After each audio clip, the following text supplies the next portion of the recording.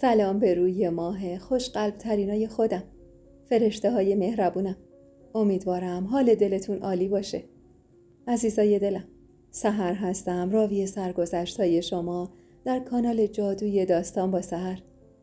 ازتون ممنون میشم و سپاسگزار که لطف کنید و دکمه سابسکرایب رو بزنید تا عضو ثابتی از این جمع صمیمی و دوست داشتنی باشید و همینطور با معرفی کانال به دوستان و آشنایانتون چراغ این محفل رو روشن نگه دارید. امشب اومدم تا قسمت 7 از سرگذشت فرشته رو تقدیم حضورتون کنم. اگه آماده اید بریم با هم بشنویم. سرمو پایین انداختم و گفتم معذرت میخوام. مزاحم شما هم شدم. میدونم ممکنه حضورم تو این خونه همسرتون رو اذیت کنه. در حالی که راهی میشد گفت سوزان رفته سفر. تا 1 ماه آینده هم نمیاد. راحت باش. لحظه‌ای تو خطابم میکرد و لحظه‌ای شما.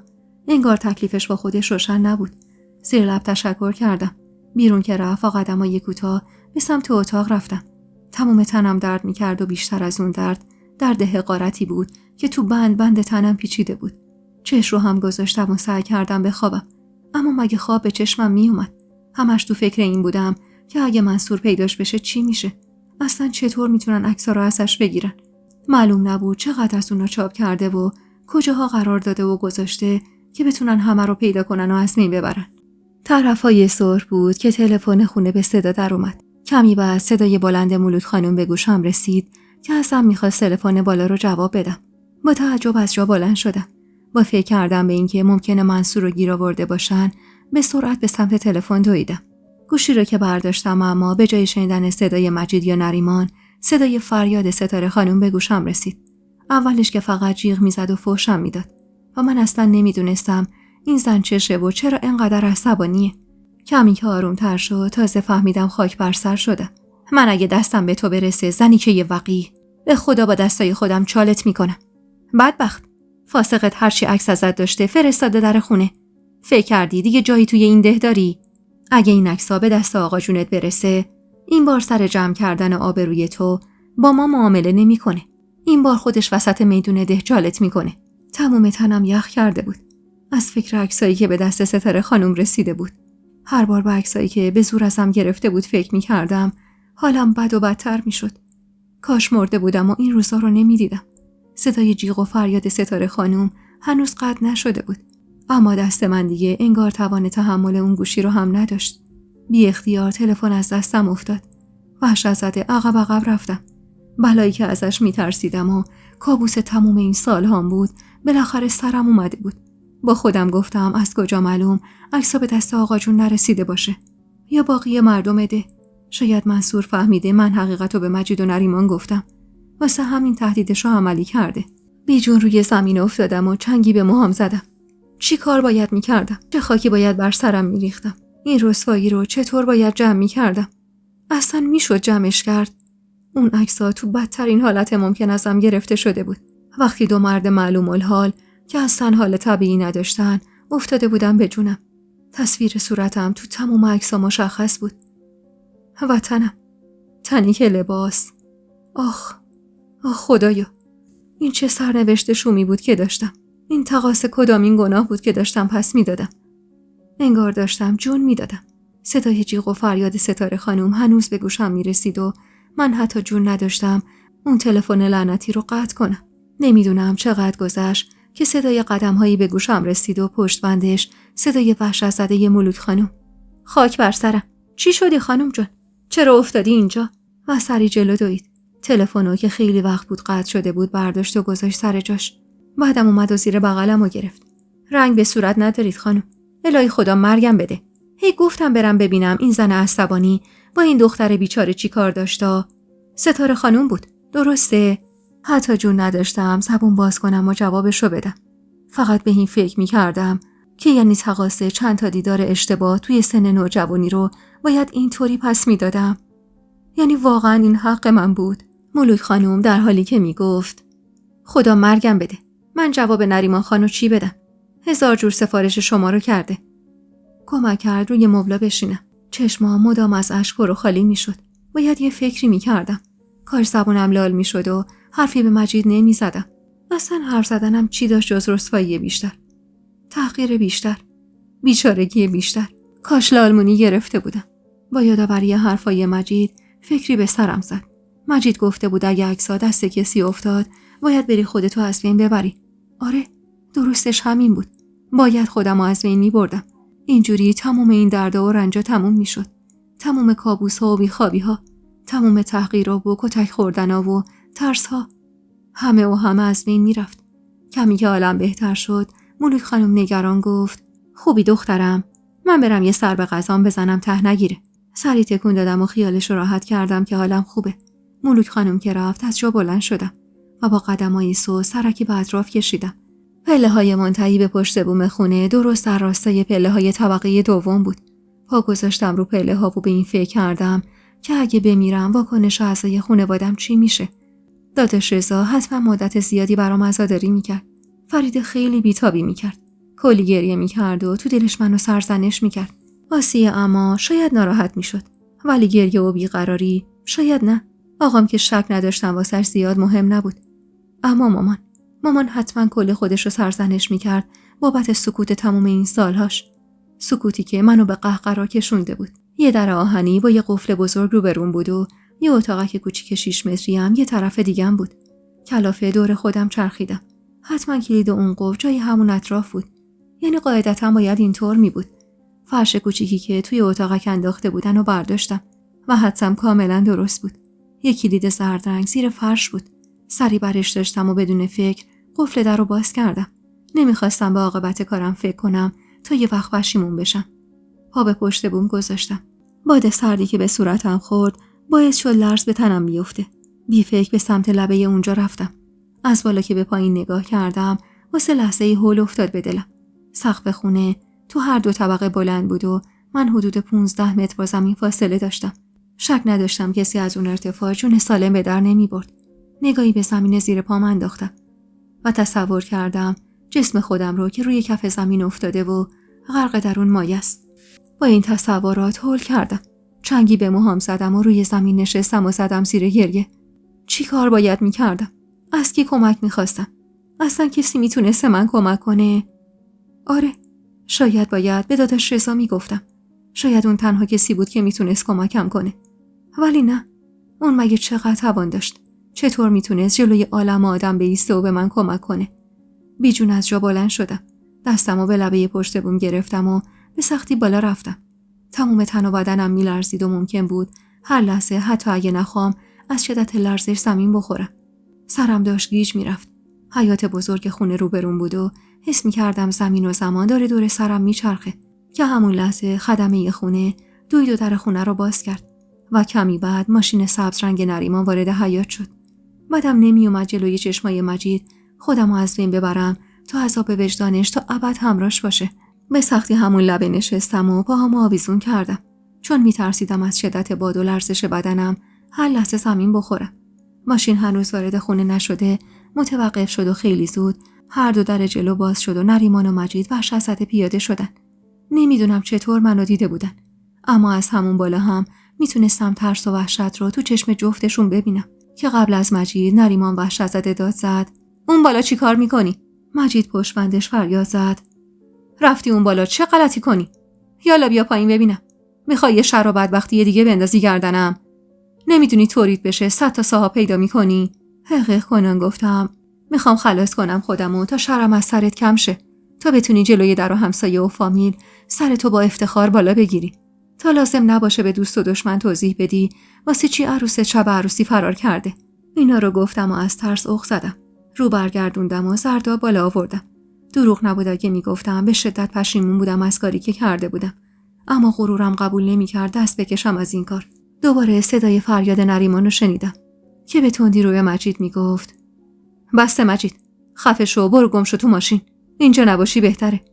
بعدم سرچرخوند به سمت بالا و با صدایی که کمی ملایم‌تر شده بود گفت: بیا پایین، بیا با هم حرف میزنیم، همه چی رو حل میکنیم.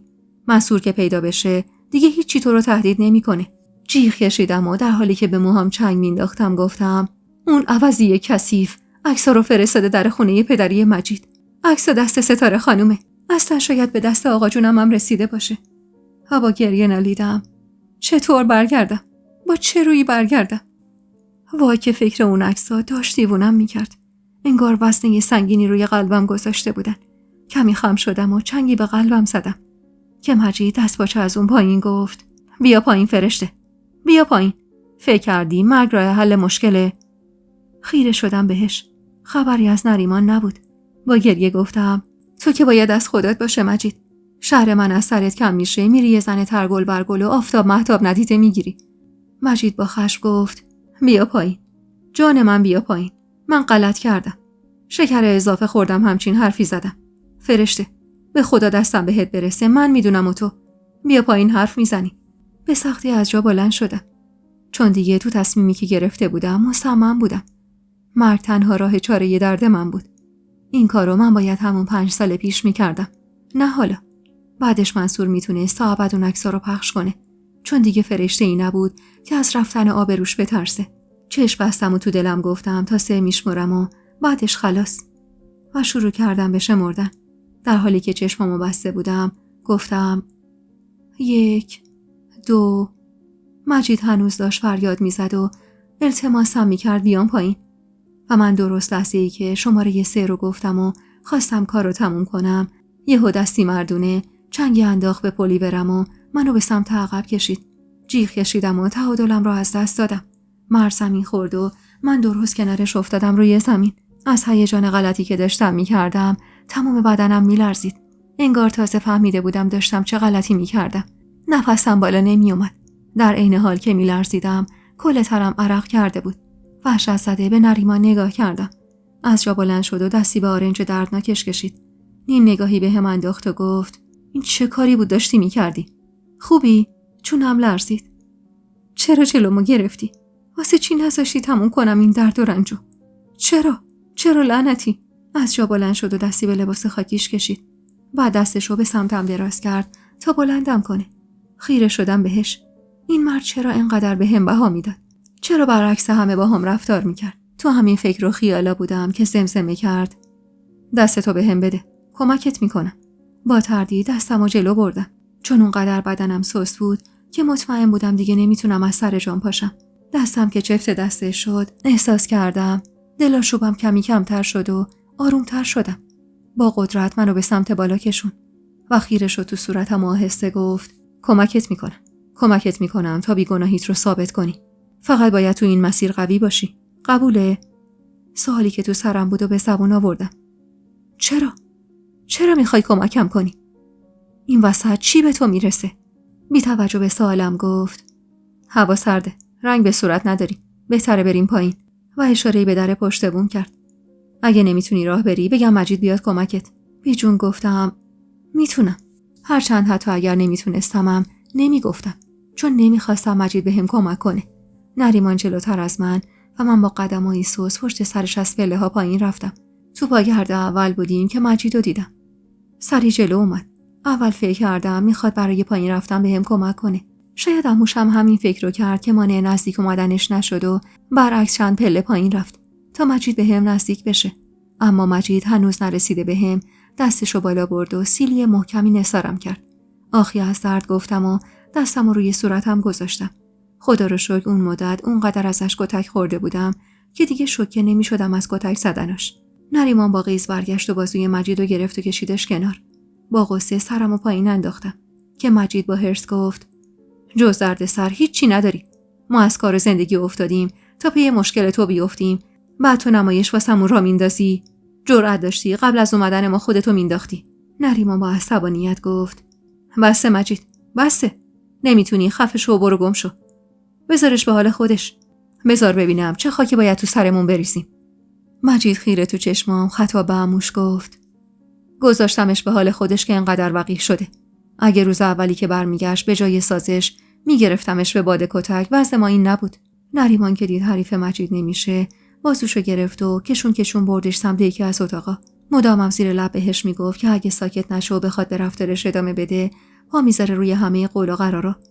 مجید که دور شد نشستم روی پله ها. یادم گلابتون خانم همیشه میگفت الهی هیچ وقت کاسه چه کنم دستت نگیری دختر. تازه فهمیده بودم چه دعای قشنگی میکرده واسم. اون لحظه من اصلا نمیدونستم کار درست و غلط چیه و باید چی کار کنم. چند دقیقه بعد وقتی هنوز صدای داد و فریاد نریمان و مجید به گوشم میرسید، به سختی از جا بلند شدم و خودم رو به اتاقی که در اختیارم بود رسوندم. نرسیده به در اتاق صدای نریمان به گوشم رسید. خوب این فرشته خانم؟ به سمتش برگشتم.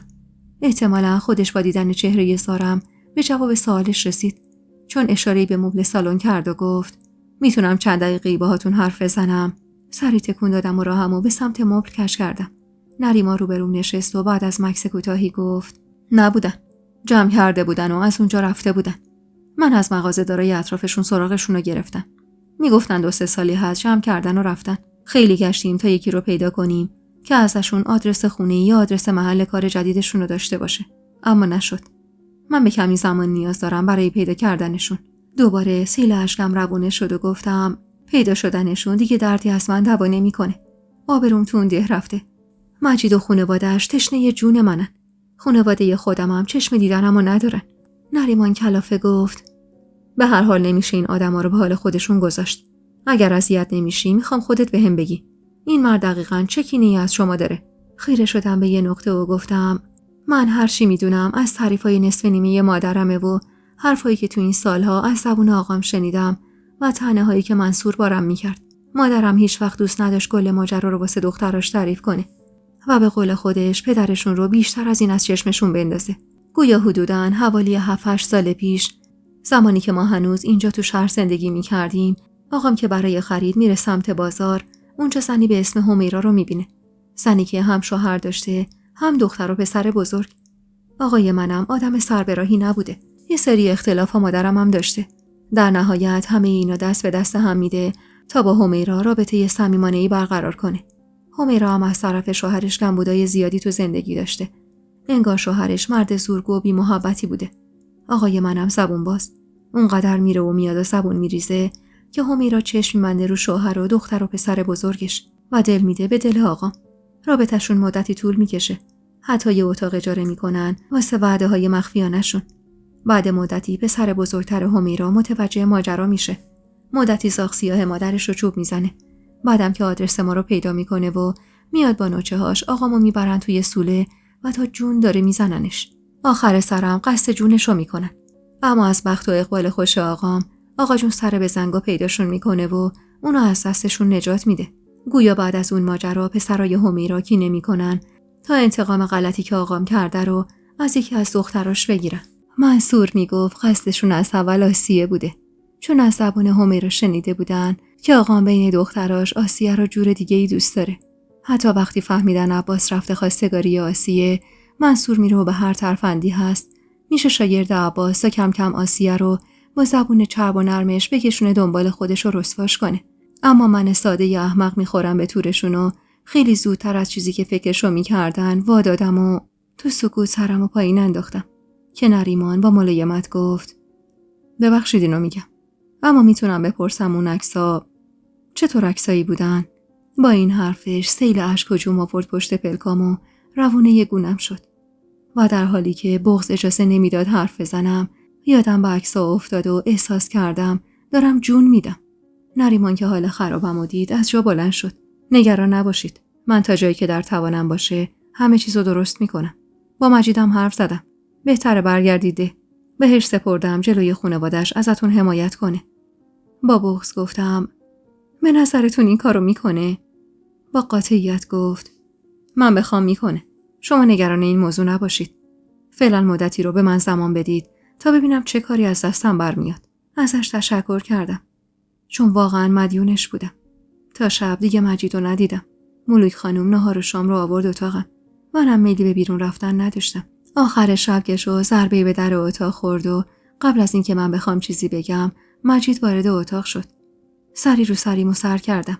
پوزخندی زد و گفت از شوهرت رو میگیری؟ جوابشو ندادم. کلافه چرخی تو اتاق زد. فردا برمیگردیم ده. حول افتاد به دلم.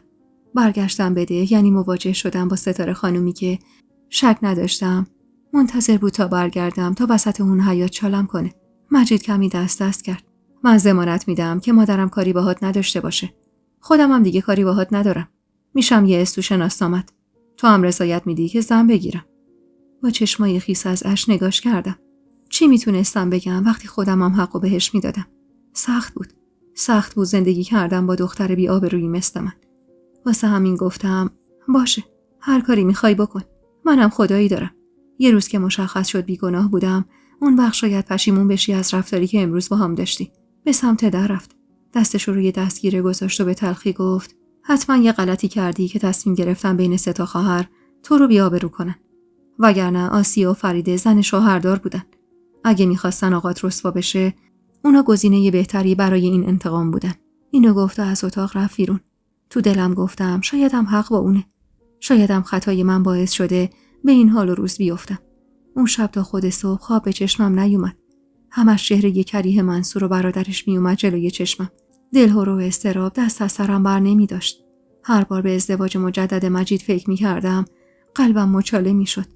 اما راهی برای اعتراض کردنم نداشتم.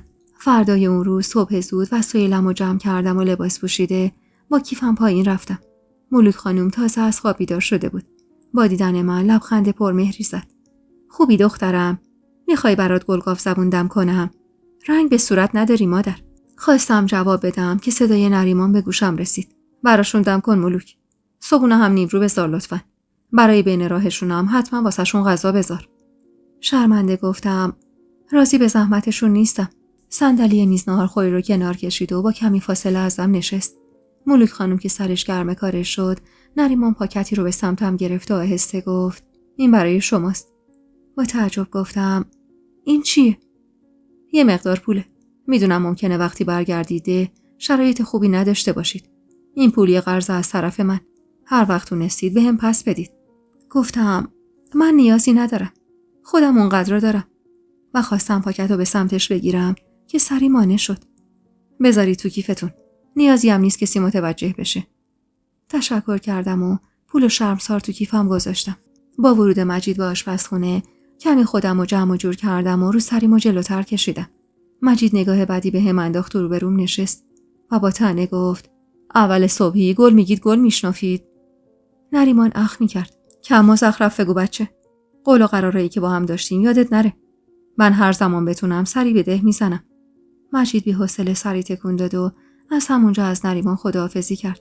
من واسه این که مجید حساس نشه سری خداحافظی کردم و رفتم. ملوک خانم کلی خوراکی برای تو راه بهمون داد و قبل ساعت 9 راهی ده شدیم. دلشوره اما امونم رو بریده بود. همش تو فکر اون عکسای لعنتی بودم و مدام با پوست لبم و اطراف ناخنم بازی می‌کردم. کمی که از شهر دور شدیم مجید قرولند کنان گفت از اون عکسا بگو. لااقل بدونم وقتی رفتیم قراره با چی روبرو بشم. خیره شدم به جاده. چی باید میگفتم؟ از عکسایی که خودم شرمم میشد وقتی یادشون میافتادم. مجید که سکوتم رو دید شونه‌ای بالا انداخت. اصلا یکی نیست به من بگه به تو چه؟ با بغض گفتم همش دروغ بود. عشقی که ازش دم میزدی کلاً از بیخوبان دروغ بود. به تندی گفت فراموشی گرفتی؟ یادت رفته چطور گند زدی به اون عشق؟ چطور منو انگشت نمای خواستم کردی؟ فکر کردی من رو میشه تو اون ده سر بالا بگیرم؟ تلخ گفتم کاری نداره. یه زن آفتاب مهتاب ندیده بگیر تا بتونی سرتو بالا بگیری. حق به جانب گفت معلومه که این کارو میکنم. پس چی؟ میشینم به پای یه زن دست خورده؟ رو گرفتم ازش و از ته قلبم از خدا خواستم یه روزی برسه که پشیمونی این مردو به خاطر این همه تلخی و تندیش ببینم. یعنی زنده باشم و ببینم. تا رسیدم بده چشم بستم تا مجبور نشم با مجید هم کلام بشم. هرچند هزار جور حرف داشتم اما وقتی گوش شنوایی برای شنیدنش نبود چه فایده؟ وقتی رسیدیم ده به محض اینکه وارد خونه شدیم مجید به سردی گفت برو تو اتاقت.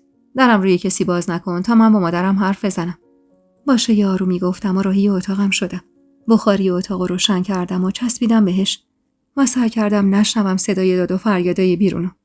ستاره خانم داد میزد و میگفت این زنی که بی آبرو ما رو رسوای هر کس و ناکسی کرده. میگفت از ترس اینکه عکس دست کسی نیفته حتی جرئت نکرده از خونه بیرون بره. اشک گرمی روی صورتم نشسته بود و بی صدا سر زده بودم به یه نقطه. شاید نیم ساعتی بحث و دعواشون طول کشید که چند دقیقه بعد از اون سکوت ضربه‌ای به در اتاق خورد و صدای پرخشم مجید به گوشم رسید. باز کنین در لامصبو. بیجون از جا بلند شدم. باز شدن در اما همانا و پرت شدن یک دسته عکس به سمت صورتم همان. شوک قدمی به عقب برداشتم. عکس‌ها انگار آوار شده بود سرم.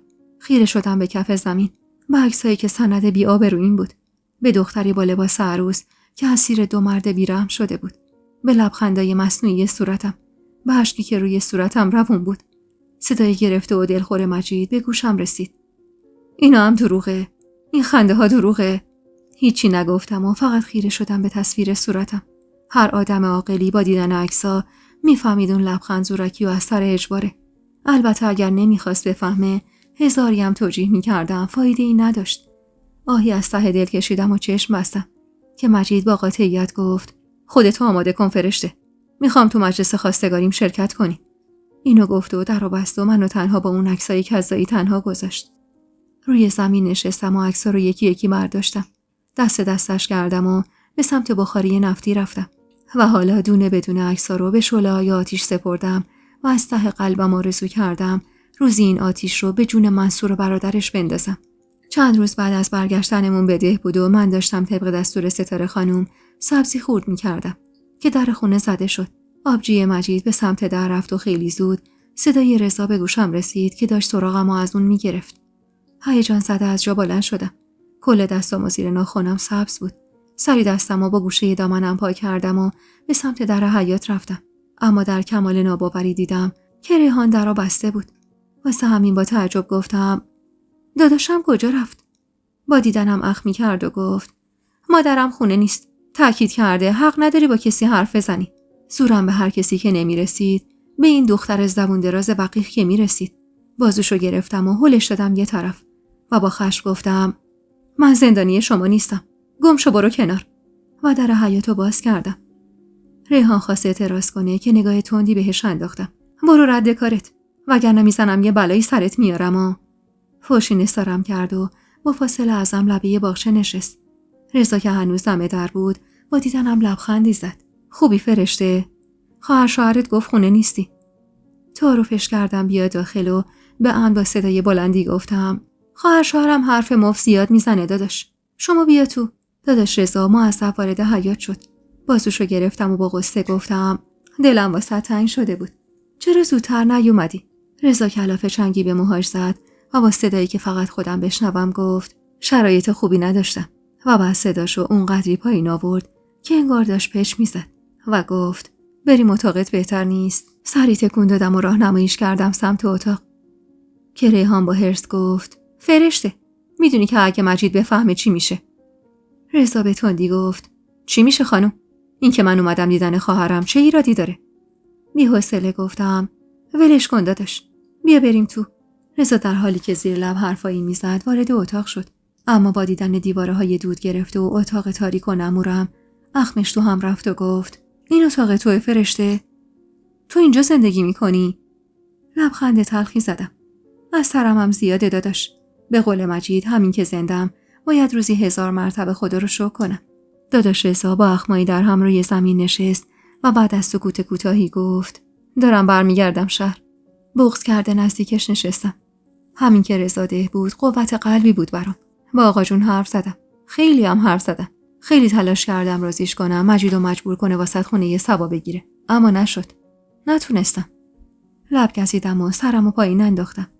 اگه آقا جون قبول میکرد جای تعجب داشت. رضا با محبت گفت اما تو نگران نباش. من بازم باهاش حرف میزنم. یکم که این حرف و حدیثا کمتر شد باز میام با آقا جون حرف میزنم.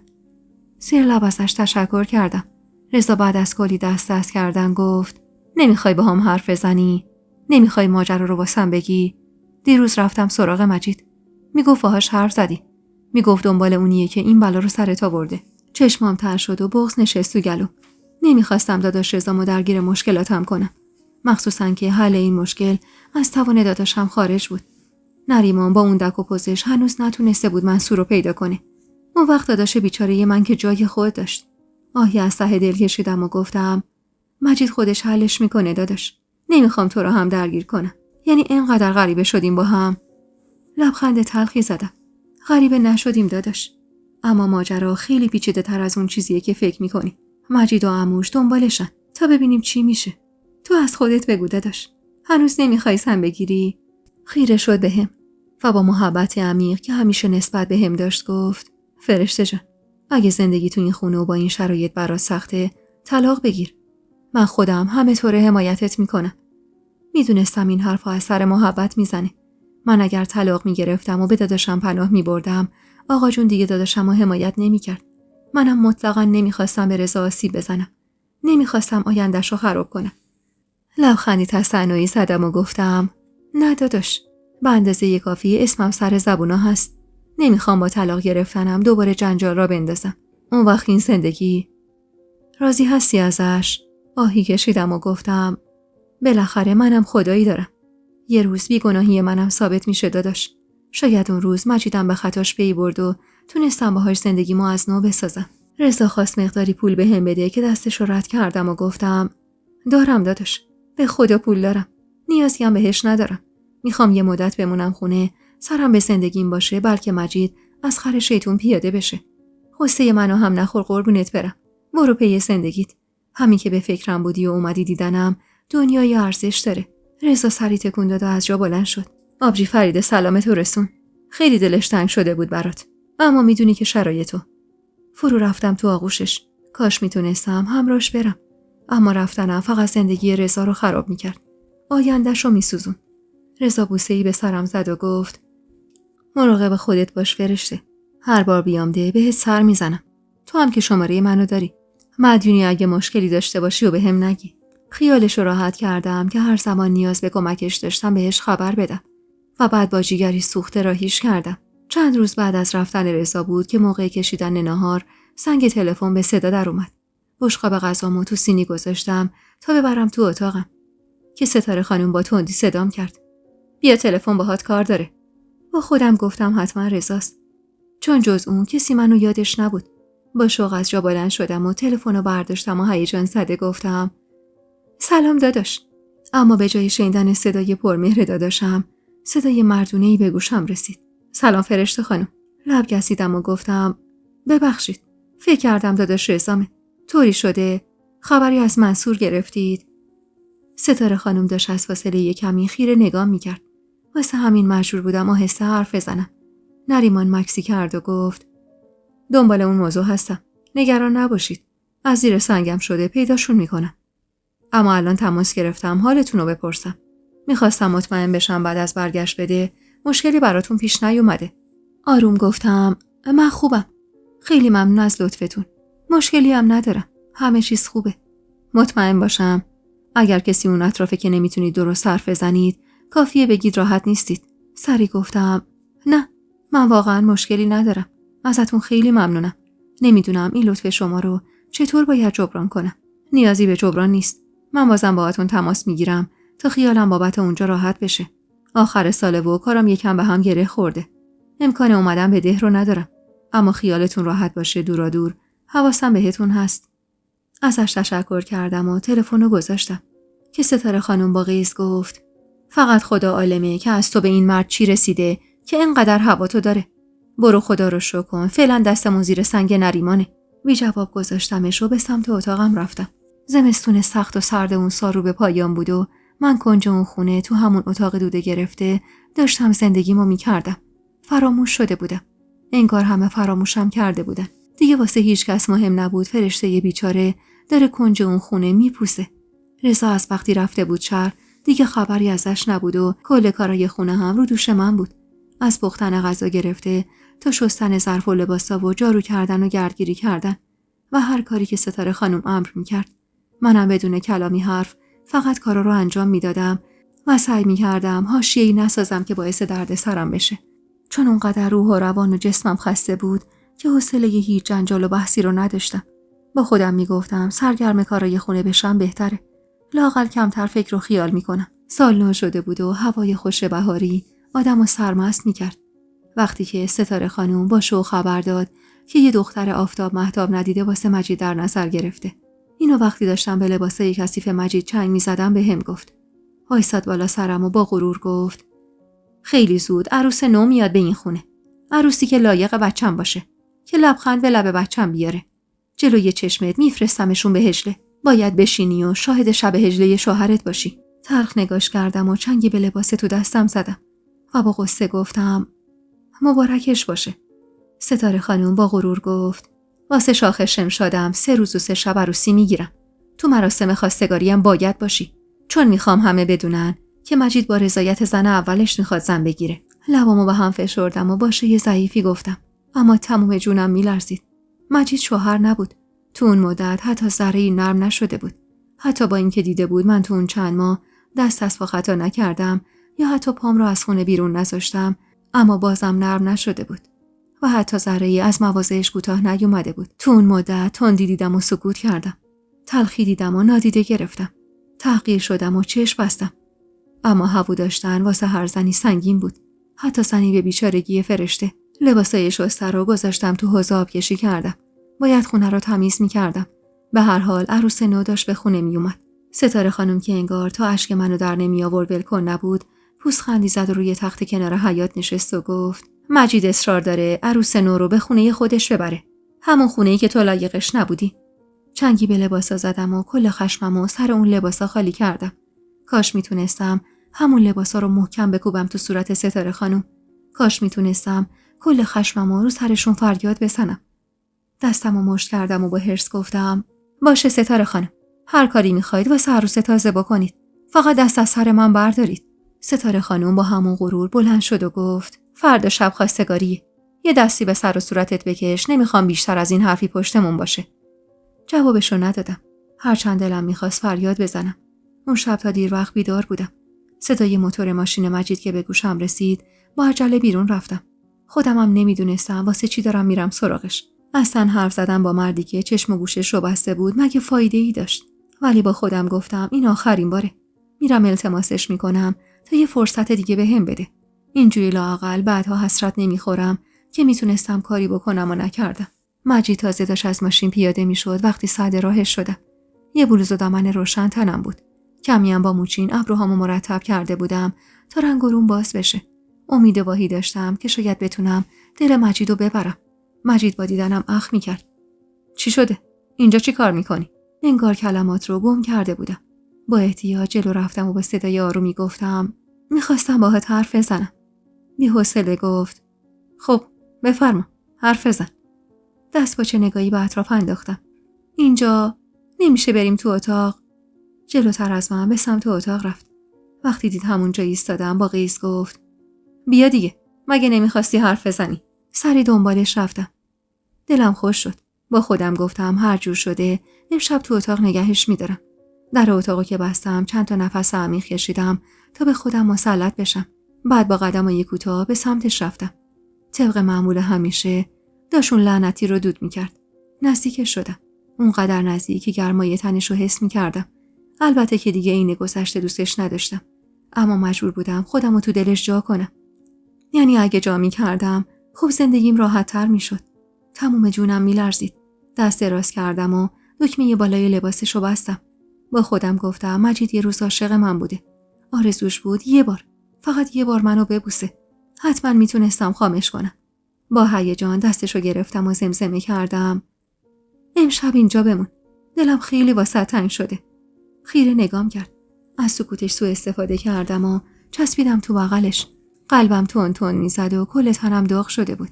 دست مجید دور کمرم حلقه شد و نور امیدی همزمان با اون تو دلم روشن. اگه یه شب، فقط یه شب میتونستم باهاش باشم، شاید قید زن دوم گرفتن و میزد. که دیدم دستش نوازشوار روی کمرم حرکت کرد. تمام تنم سوز شد. منم زن بودم. زنی که مدت‌های زیادی بود پسش زده بودن. تحقیر شده بود. توهین شنیده بود و حالا با تمام وجودم میخواستم یه شب با شوهرم باشم. نوازش دست مجید که بیشتر شد به خودم جسارت دادم و خودم رو بالا کشیدم به قصد بوسیدنش. اما هنوز صورتم به صورتش نزدیک نشده بود که یه دفعه دست مجید از دور کمرم باز شد و فشاری به شونم آورد و عقبم زد. با بهت نگاش کردم. با نفرت نگام کرد و بیرحمانه گفت: چی باعث شده فکر کنی تو هوس یه زن دست خوردم؟ فکر کردی انقدر بدبختم که واسه بودم با تو لهله میزنم؟ عکس تو اگه یادت رفته بگو دوباره واسط بیارم، چون یه بار دیگه واسم فرستادن. اشکال صورتمو خیس کرده بود. حس پس زده شدن شاید بدترین درد برای یه زن باشه. اونم پس زده شدن از طرف مردی که روزی ادعای عاشقی میکرد. قلبم از شدت خشم محکم به سینم میکوبید. چنگی به بازوهام زدم و سرمو پایین انداختم که مجید با خونسردی گفت: چیه؟ به گوشت خورده که دارم زن میگیرم به تکاپو افتادی؟ چی تو خودت دیدی فرشته؟ هان؟ با بغض نگاش کردم. قلبمو بد شکونده بود. انگار صدای شکستنش رو با گوشای خودم شنیده بودم. با 2 قدم به هم نزدیک شد. خیره شد تو چشممو با قاطعیت گفت چشم به هم بذاری دسته دختر آفتاب مهتاب ندیده رو گرفتم و آوردم خونه. تو هم باید تا ابد کلفت این خونه باشی. چون حد و اندازه در همین حده. و از کنارم رد شد. تنه محکمی به کتفم زد و از اتاق بیرون رفت. و در و جوری به هم کوبید که از جا پریدم. با رفتنش روی زمین نشستم و زدم زیر گریه. زندگیم رو مفت باخته بودم. لعنتی به منصور و برادرش فرستادم و خودم رو تا روی تشک کشوندم و چشم بستم. فردای اون روز از صبح زود خواهرای مجید اومده بودن خونه. داشتن جلوی چشم من در مورد عروس تازه حرف می زدن. دختر سفید چهره و قد بلندی که همه از زیبایی چشماش می گفتن. آخ که جیگرم کباب بود. کل کارا رو با گریه کرده بودم. مجید می رفت و می اومد و خواهرا قربون صدقش می رفتن. کت و شلوار نو خریده بود. سرمه‌ای رنگ. درست قالب تنش. موها و صورتش رو اصلاح کرده بود و حسابی به خودش رسیده بود. با دیدنش یاد شب خواستگاری خودم افتادم. چقدر دلم می‌خواست زمان به عقب برگرده و تمام اشتباهاتم رو جبران کنم. بعد از نهار و شستن ظرفا وقتی برای استراحت به اتاقم رفته بودم، ریحان اومد سراغم. یه دست کت و دامن از لباسای خودم دستش بود. لبخند از لبش اما دور نمی‌شد. قبل از این اتفاقات من و ریحان رابطه خوبی با هم داشتیم. واقعا برام عجیب بود این حجم از کینه و نفرتی که حالا از من داشت. اونم دختر بود. شاید باید بهتر از هر کسی منو درک میکرد. کت و دامنو به سمتم گرفت و گفت امشب قراره تو هم بیای. یعنی بهتره برای حفظ شأن خودت هم که شده بیای. وگرنه همه خیال میکنن از سر حسادت نیومدی. دندونامو محکم به هم فشردم. شاید باید میرفتم تا باور کنم که این زندگی نابود شده و من دیگه نمیتونم کاری برای نجاتش انجام بدم. آهی کشیدم و گفتم بذارش همونجا. یه ساک قرمز رنگ کوچیک هم داشتم، اونم لازم دارم. ریحان نگاه بدی به هم انداخت. اما من با ملایمت گفتم والا براتون زشته که عروستون عین دختر مدرسه یا بیا تو مراسم خواستگاری شوهرش. آبروی شما میره. سری تکون داد و گفت به مادرم میگم. اگه اجازه داد برات میارم. رفت و برگشت ریحان 10 دقیقه طول کشید. وقتی برگشت کیف قرمز رنگم دستش بود. کیفو از دستش گرفتم و ازش خواستم تنهام بذاره. با رفتنش سر زیپ کیفو باز کردم. اول بند مخصوص رو در آوردم و مشغول بند انداختن صورتم شدم. این کارو از گلابتون خانم یاد گرفته بودم. بندو مینداختم دور انگشت پامو. با 2 دستم بند روی صورتم مینداختم. کارم که تموم شد کمی پودر سفید کننده به صورتم زدم تا التهاب پوستم بخوابه. بعدم ابروهامو تا جایی که میتونستم تمیز کردم و کل لوازم آرایش تو کیفمو بیرون آوردم. چند قلمش دستبر زده شده بود. احتمالاً توسط ریحان. اما مهم نبود. با همون چند قلمی که داشتم یه آرایش ملایم کردم که با رنگ لباسم همخونی داشت. خودمو تو آینه نگاه کردم و از دیدن چهرم لبخند رضایت رو لبم نشست. موهای بلندم و بالای سرم بستم و تو آینه خیره شدم به صورتم. قشنگ شده بودم. حتی قشنگتر از شب عروسی با اون حجم از کرم و ماتیک. لباسمو پوشیدم. فیت تنم بود. لاغر شدنم انگار زیادم بد نبود. حالا که خودمو با این ریخت و قیافه می‌دیدم، انگار حسابی اعتماد به نفس پیدا کرده بودم. بدون اینکه چادر بردارم از اتاق بیرون زدم. مجید تو حیاط بود. داشت کفششو واکس می‌زد. با دیدن من سرشو بالا گرفت و برای لحظه‌ای خیره موند بهم. با غرور نگاش کردم. بس بود هرچی خودمو خورد و کوچیک کرده بودم. با قدمای موزون به سمت روشویی آینه داره توی حیاط رفتم. جلوی آینه مشغول باز و بسته کردن موهام شدم که مجید به تندی گفت جمع کن خودتو فرشته. سر لخت تو حیاط. میخوای 100 تا حرف دیگه پشتمون بزنن؟ پشت چشمی نازک کردم و به سمتش برگشتم.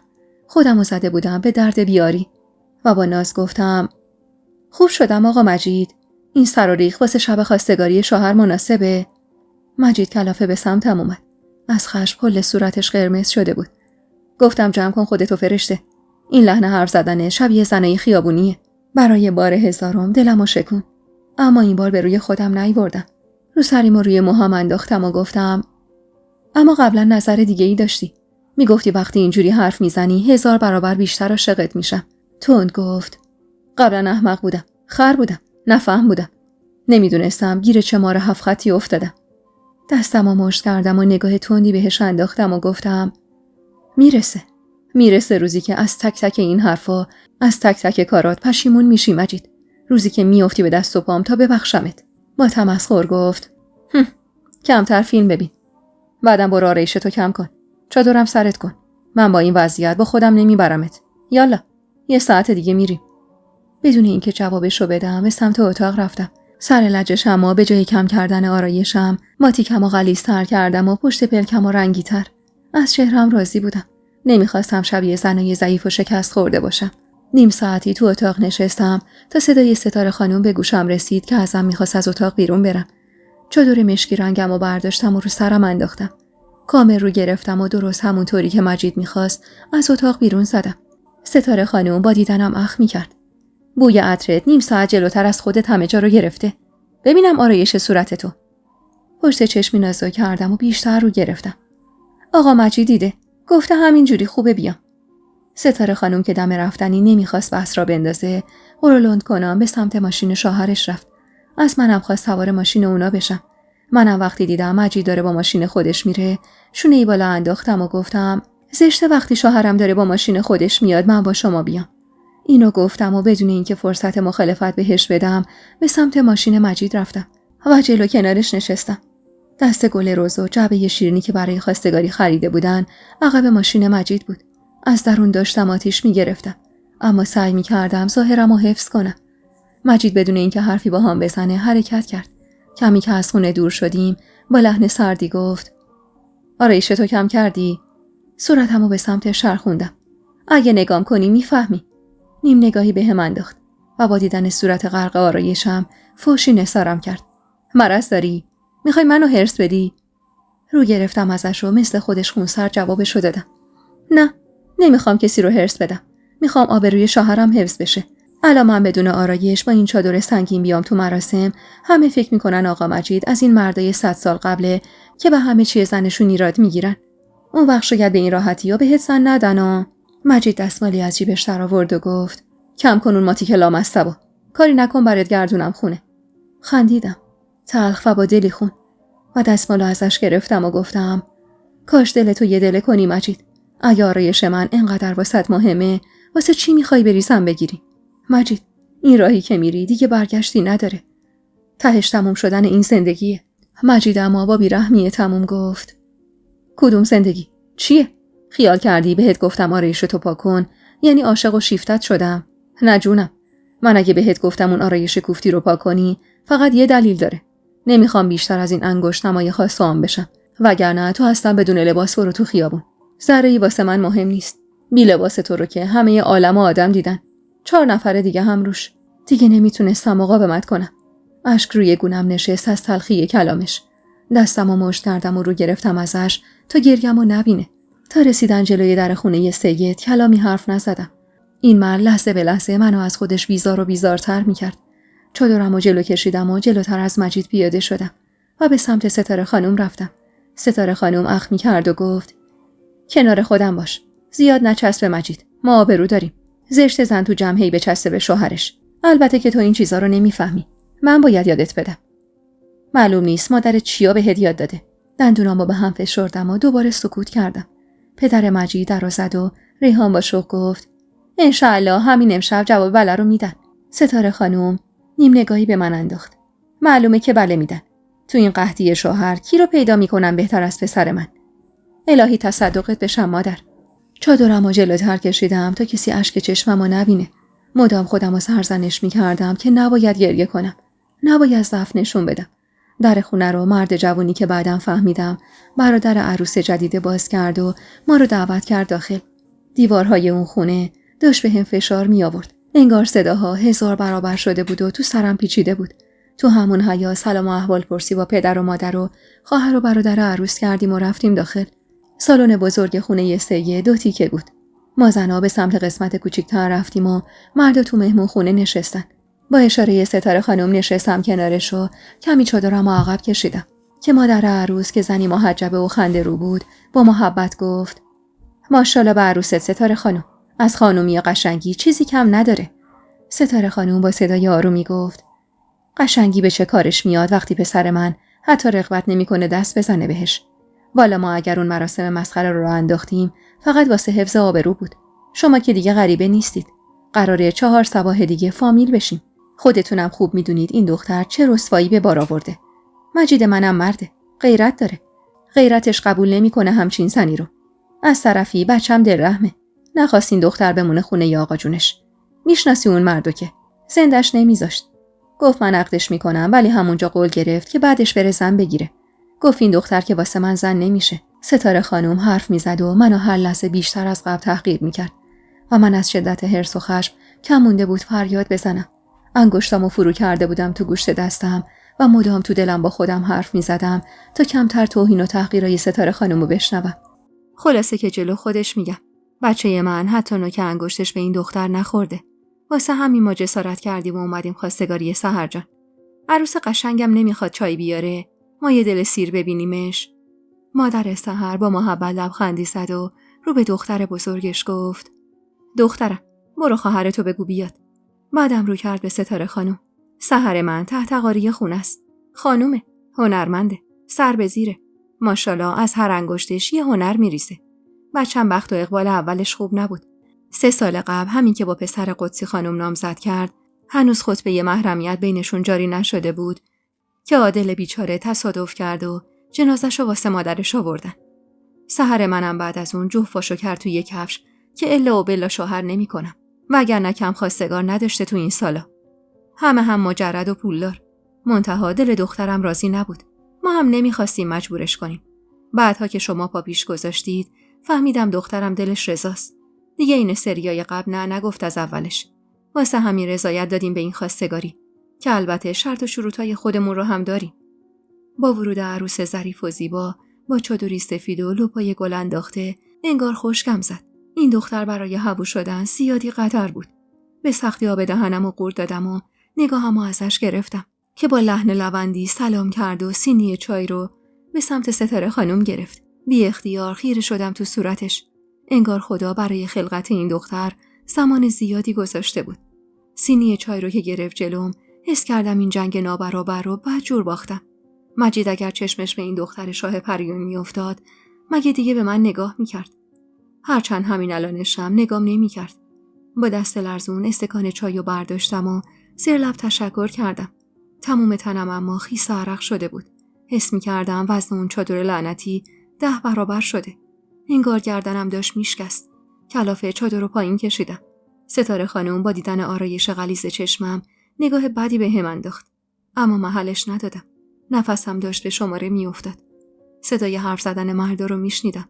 زنا هم میگفتن و میخندیدن و من انگار تو خود جهنم بودم. اگه مجید این دختر رو عقد میکرد باید تا ابد گوشه اون خونه میپوسیدم.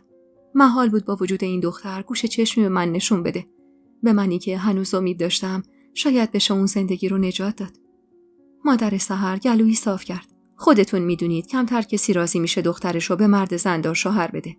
واسه همین دختر من باید امتیازایی داشته باشه که خیال من بابت زندگی آینده‌اش روشن باشه. سید از قبل همه چیزو به خود من واگذار کرده. واسه همین هر حرفی من میزنم حرف پدرش هم هست. سحر با این حرفای مادرش لبخندی ملیح زد و سرشو پایین انداخت. ستاره خانم با مهربونی گفت هرچی شما بگید به دیده منت. اینا که تعارف ستاره خانم. اما اصل مطلب اینه که دختر من بعد از عقد و عروسی باید بره خونه خودش. سحر من با هوا زیر سقف نمیره. جهیزیه دخترم کامله. ماشاءالله از شیر مرغ تا جون آدمیزاد واسش فراهمه. آقا مجیدم که خونه داره. دیگه دلیلی نداره عروس نو بیاد خونه پدر شوهر. ستاره خانم سری گفت البته درستش هم همینه. مجید خونه داره به چه بزرگی. بعد عروسی میرن خونه خودشون. والا گذشت زمونه‌ای که عروس مجبور بود کنار مادر شوهر زندگی کنه. چه رسد که تو اون خونه هوا هم باشه. مادر سحر خوشحال از پذیرفته شدن اولین شرطش لبخندی زد. مهریه دختر من 114 سکه طلاست.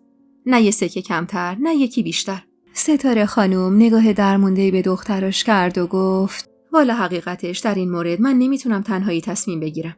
باید با خود مجید و پدرش حرف بزنم. مادر سحر باشه‌ای گفت و سرشو گرم خوردن چای کرد. حواسم بود که سحر 2-3 بار با ایما و اشاره چیزی بهش گفت. مادرش هم مدام چشم و ابرو می اومد که یعنی باشه. بعد از سکوتی کوتاه گلویی صاف کرد و گفت اما شرط آخر که البته بیشتر شرط سحرجانمه. آقا مجید باید لطف کنه و رو کاغذ بنویسه و انگشت و امضا بزنه که تحت هیچ شرایطی سراغ زن اولش نمیره. روز اول خودتون گفتید این زن فقط اسمش زن مجیده. واسه همین دختر من قبول کرده. حس می‌کردم هر لحظه ممکنه نفس کم بیارم. جلوی چشممو پرده‌ای از اشک پوشونده بود و تمام بدنم عین بید می‌لرزید. از این همه تحقیر و توهین. ستاره خانم اما بی تردید گفت نیازی به کاغذ و امضا و انگشت نیست. بچه من همین مدتم انگشتش به این زن نخورده. اگه ذره دوستش داشت یا دلش به این زن بود که سرش درد نمی‌کرد واسه زن دوم گرفتن. اما شما اگر اینجوری خیالت راحت میشه طوری نیست. هر جور شما بخوای. کاش نیومده بودم. کاش میتونستم فرار کنم و از اون جهنم برم. سرم پایین بود تا کسی حال خرابمو نبینه.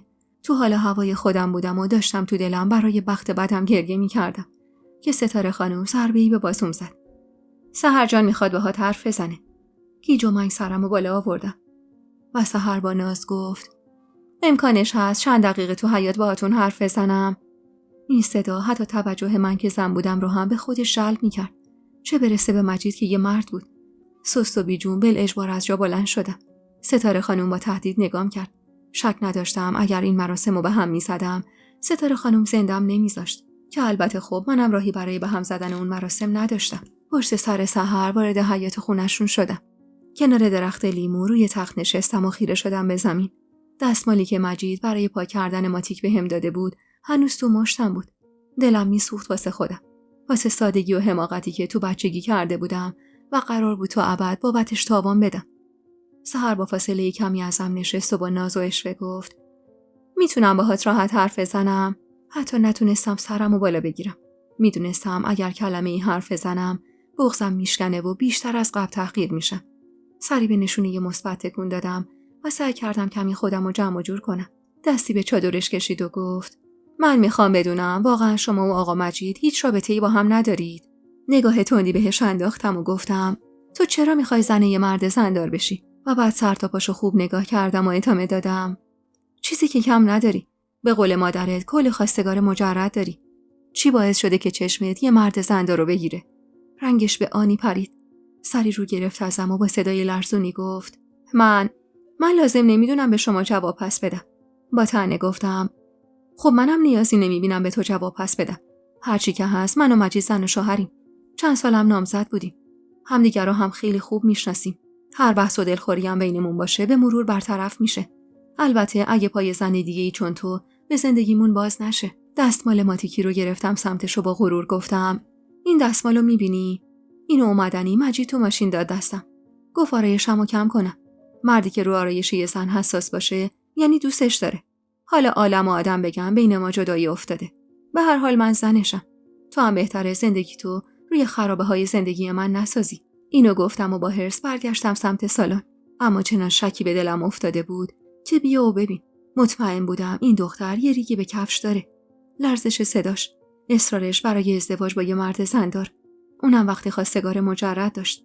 با خودم گفتم شاید این دخترم رسوایی به بار آورده که میخواد با مرد زندار ازدواج کنه. اما خب اینا فقط فکر و خیالات من بود. وارد مهمون خونه که شدم سحرم بلافاصله پشت سر من اومد و با پرویی رو به جمعیت گفت من با فرشته خانم حرفامو زدم. سنگامونو هم واکندی. من مخالفتی با این وصلت ندارم. نگاه تندی بهش انداختم و با لحن بدی گفتم مگه میخوای زن من بشی که از حرف زدم با من به جواب مثبت رسیدی؟ سحر با غیظ نگام کرد و سرشو پایین انداخت. مادرش اما با غرور گفت دخترم از بس با حجب و حیاس روش نمیشه با مرد نامحرم حرف بزنه. دندونامو به هم فشردم و با حرص نشستم سر جام. باورم نمیشد بعد از حرفایی که بهش زده بودم باز جواب مثبت بده. دیگه مطمئن شده بودم که این دختر یه ریگی به کفش داره. اما آخه چطور میتونستم ثابت کنم؟ ریحان مشغول پخش کردن شیرینی شد و صدای صلوات بلند و حرفا شکل جدیدتری به خودش گرفت. عین اسفند رو آتیش شده بودم. اصلا یه جا نمیتونستم بند شم. داشتن در مورد تاریخ عروسی حرف میزدن. در مورد مهریه و تاریخ جهاز برون. حتی با وقاحت در مورد خالی کردن اون خونه از جهاز من میگفتن و من هیچ پشت و پناهی نداشتم که حتی بتونم کلمه‌ای حرف بزنم و از خودم دفاع کنم تو اون شرایط. بغضمو اونقدر قورت داده بودم که حس می‌کردم یه پرتقال گنده راه گلومو بسته. کف دستم زخمی شده بود و از که ناخنمو فرو کرده بودم توش. ستاره خانم از خوشحالی رو پابند نبود. وقتی گفت همین امشب خطبه محرمیت بین دو جوان خونده بشه، انگار جونمو گرفتن. باورم نمیشد مجید این کارا رو با هم بکنه. بهش حق میدادم تلخی کنه، حق میدادم تندی کنه، اصلا کتک بزنه. اما سن توفم گرفتن. گفتم حتما در حد بلوف زدن و ترسوندن منه. اما انگار همه چیز داشت جدی میشد. اونم به سرعت برق و باد. مجید با کت و شلوار و موهای مرتب و سری پایین وارد زنونه شد. پدر و برادرای سحر و پدر مجیدم اومدن. باورم نمیشد. همش میگفتم اینا بازیه. میخوان حساب کارو دست من بدن. اما بازی نبود. مجید که وارد زنونه شد با دیدن من برای لحظه‌ای مکث کرد. با چشمای خیسه‌اش نگاش کردم و بی توجه به جمعیت نالیدم: مجید، این کارو با من نکن. خرابش نکن. ستاره خانم با عصبانیت فشاری به بازوم آورد و رو به مجید گفت: بیا قربون قد و بالات برم. بیا کنار عروست بشین. رو گرفت ازم. سرشو پایین انداخت و با چند قدم کوتاه نزدیک سحر شد. انگار داشتن حکم مرگم رو امضا می‌کردن. دوباره با التماس صداش کردم. اما مجید حتی نگام نکرد. کنار سحر با فاصله کمی ازش نشست. ستاره خانم این بار نیشگونی از رونم گرفت و گفت: برو تو حیاط و خطبه رو میخونن. نمیخوام زن دو وقته تو اتاق باشه. با حیرت نگاش کردم. پسرش داشت زن دوم میگرفت و به من میگفت دو وقته. نه به خاطر حرف ستاره خانم که به خاطر حال خراب خودم بیجون از اتاق بیرون زدم. کاش نیومده بودم تا اینجوری انقدر قصه نمیخوردم. وارد حیاط که شدم خیره شدم رو با آسمون و با گریه گفتم: خدایا، تو دیدی من بیگناه بودم. بیگناه زندگیم رو، آبروم رو از دست دادم. خدایا، ازت رو برمیگردونم اگه همه این آدمایی که به راحتی بهم تهمت زدن یه روز به اشتباهشون پی نبرن. دیگه نگات نمی‌کنم اگه اینا نفهمن من بیگناه بودم.